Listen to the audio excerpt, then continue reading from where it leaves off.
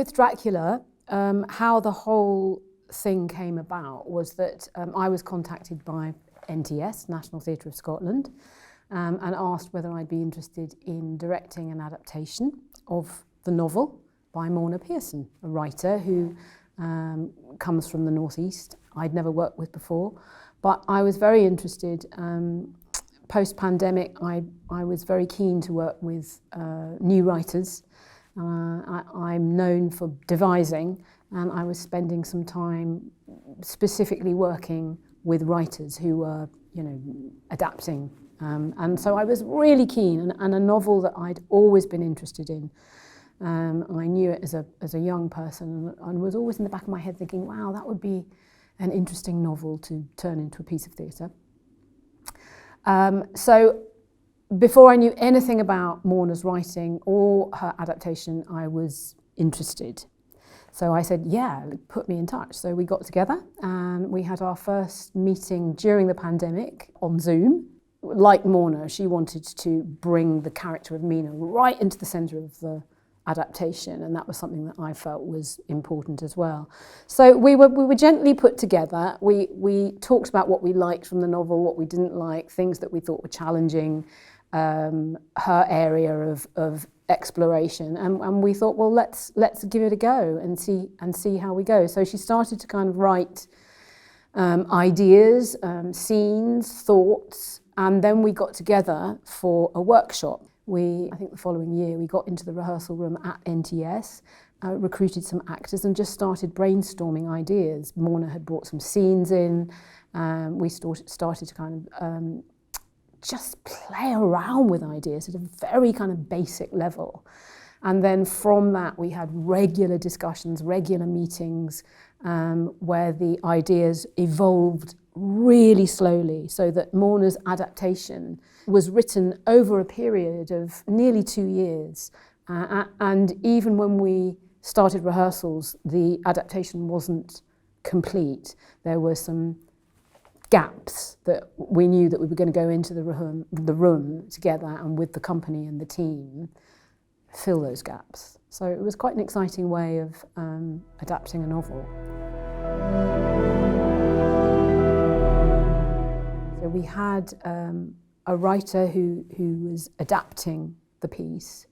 So we had some script, we had some gaps, but I'm a very collaborative, as all directors are collaborative people who enjoy the connections made with actors, and actors always bring so much to a process. Right from the beginning, we have to understand the material. So we all read the novel, we all understood what we were trying to do, was sort of move away from the novel in order to focus in on certain themes and ideas and get everybody's response about how they saw the story. I'm interested in what actors are bringing, not just as brilliant actors, but as their interests in theatre and what they think we should be looking at in terms of adapting a Victorian novel now. So it was really drawing out other people's ideas about the story before we made a decision together on how to process all of this stuff.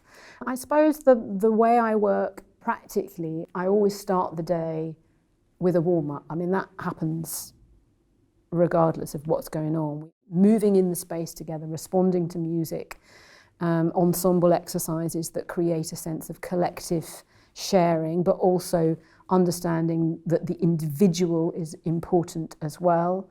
Then we will spend time looking at the script. So whether we have a written scene, we will look at the scene and we'll do what's called table work, but I never use a table, I just do it sitting around in a circle, where we discuss everything that happens in that scene, we pull it apart, we make sure we understand exactly what's happening, what is the journey of the characters, what's going on underneath the surface, what the protagonist and all the characters need and want. So there's quite a lot of kind of unpacking work to do before we can then get it up on its feet to play around and pull it apart even more. I find improvisation a hugely helpful tool during rehearsals. It's something I use always. not just to explore an actor's backstory or things that happen off stage, to physicalise sometimes some of the emotional states that are embedded in the character. So for instance, if a character's got a deep secret or an unspoken love or desire, I really investigate what that feels like physically in an actor, and I will work very closely with the movement director to explore what that means. And so Vicky did a lot of work, we both did, with the actors on what does it mean to be addicted to blood? What happens when that is your driving force, that is what drives you through life, is to get your next fix of blood. We did a lot of work on that. And holding private, deep down unspoken desires. Where do you hold that in your body? Is it in your stomach? Is it in your heart? Where is it? So there was a lot of physical improvisation that we do as a company to explore some of the ideas and the experiences of the characters with gothic horror genre and the style of the novel, and indeed Morna's adaptation in many ways, a lot of melodramatic elements to it. And sometimes that does demand, especially when you've got a lot of big music underneath you and on a big set and performing in huge spaces, that demands a sort of heightened style, but that doesn't mean it should be untruthful. It just means you've got to use your voice in a slightly different way and not be frightened of opening up to the audience. Naturalism or sort of filmic acting would not work on this set, in these sizes of theatres, and for the style of storytelling that it is. So we were very aware of that and tried lots of different ways of making that fit comfortably within the actor's kind of remit.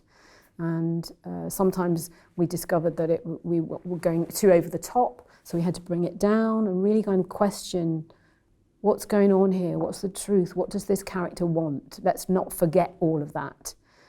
So it was a constant kind of grappling with that idea. I think that my role as a director when the show is on tour, and the role of the associate director, is to make sure that actors, when they become so familiar with something and it becomes so kind of second nature, that they don't push it too much. It's very easy. I remember as an actor myself, I once did a year-long run and I sort of pushed it because I didn't feel I was doing a good enough job because I got so familiar with it. It's just trusting that you are, and listening actually, not forgetting to listen to what is being said around you and hearing what is being said around you. Sometimes actors can get very tempted by the response from the audience, especially if they get a laugh. They'll go for that even more, and actually I try and encourage actors to avoid being seduced by the laugh too much. We were having lots of conversations about what are the themes, what are the things we want to put at the centre of our story. And right from the get-go, we knew that Mina Murray, who is an important character in the novel, was going to be our protagonist. She was going to be the character who went on this massive journey. And in the novel, even though Bram Stoker kind of introduces the idea of Mina being not exactly a new woman, but she's heading that way, acknowledges her intelligence and her ability. The idea of the new woman, someone who resists the patriarchy, someone who wants to kind of have their own agency and independence, he just keeps her in her little box and at the end makes sure that she adheres to what is expected of her as a Victorian woman. So she becomes a wife and a mother and lives happily ever after in that domestic domain. We wanted to ask the question, what happens if Mina resists that and is able to live the life she actually wants to live? She wants a career, she wants to travel and see the world. So that was a very important aspect of how we told the story. And that led us to research not just what it was like to be a woman in 1900s, but because the part of the story takes place in a psychiatric hospital or an asylum, as it was termed back in Victorian era. That led us to do some research on mental illness during the Victorian period, and we got in touch with a professor called Gail Davis, who is professor of the history of mental illness and medicine, and she has a wealth of knowledge about asylums in that era and knows all about the Scottish psychiatric hospitals, and gave us a lot of information about how psychiatry started to become recognised in the mid-1800s, and how it often, and historians have noted this, how psychiatry was sometimes used as a tool to control marginalised people, especially women, who didn't adhere to the norms of the time, be they class or gender, so that women sometimes were diagnosed as mad because they were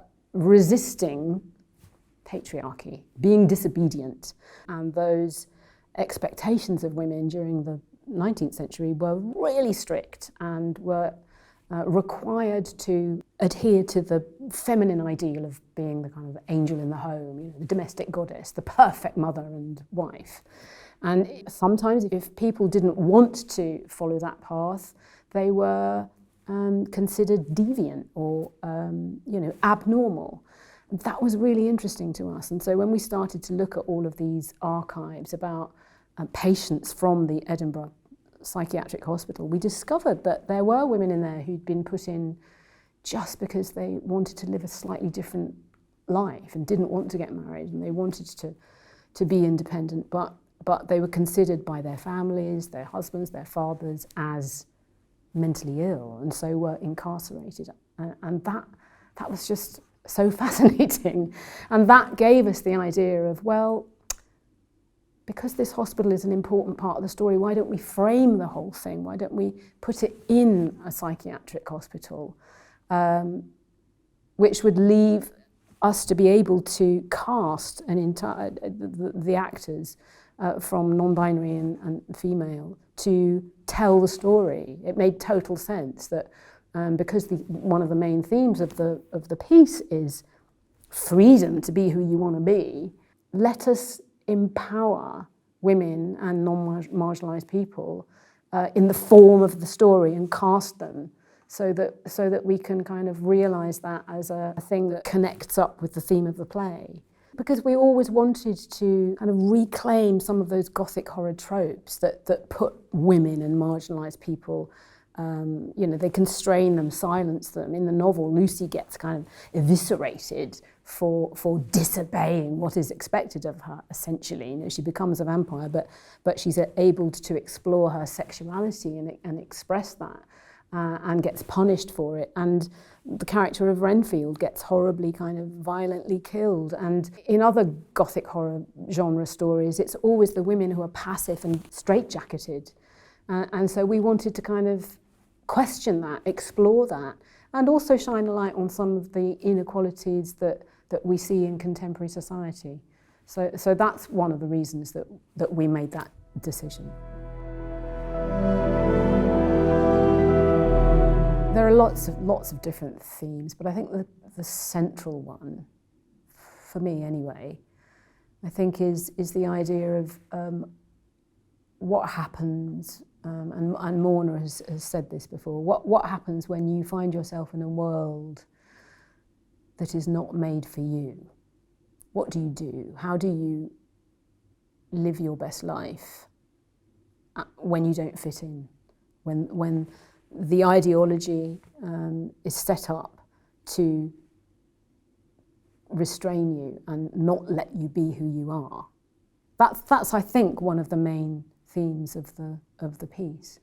And Mina Murray, in our version, is a young woman, a 19-year-old girl, who, because of her circumstances, because of her gender, she's a poor orphan. She's no money, no connections. She has a very low-paid job as a teacher in an orphanage, and she has no means of living the life she really wants to live, which is to be educated, to educate herself, to go to university, to have a career, to see the world, to become independent. And that's virtually impossible for someone like Mina Murray. A woman of colour as well, which makes everything much harder, especially at that time.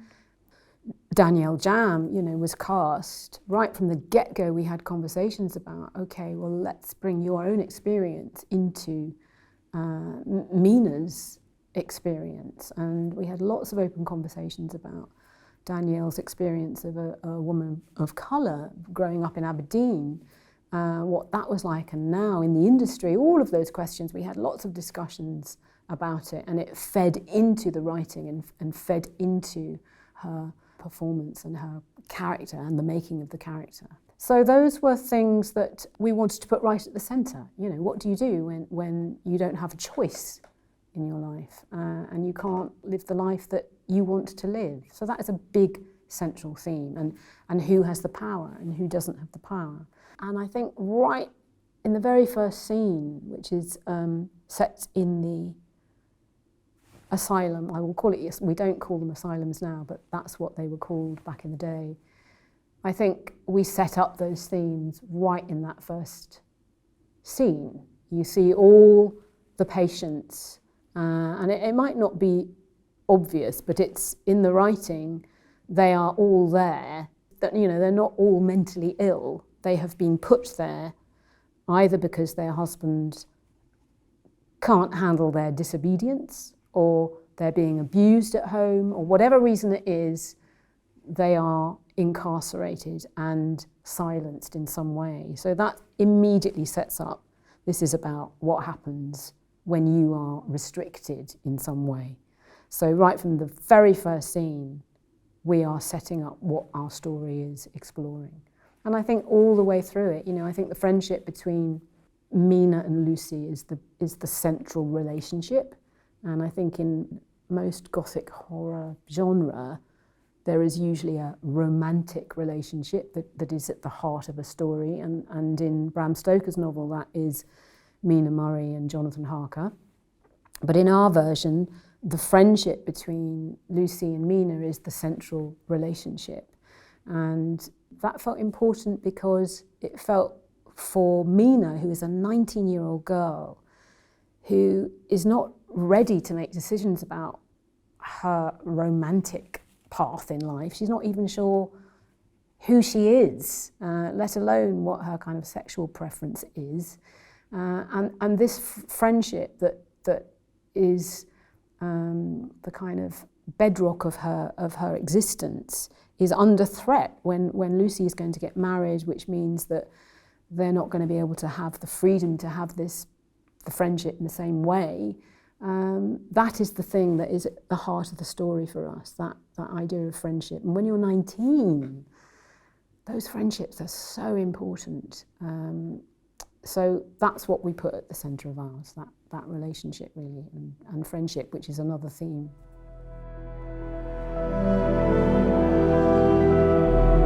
Absolutely want audiences to be entertained. I want them to have a good night out. That's why you go to the theatre. And to be made to think, but to enjoy yourself as well. And I've loved hearing young audiences responding in the way that they have and vocally kind of reacting. It's been fabulous. So absolutely to entertain, that's the most important thing.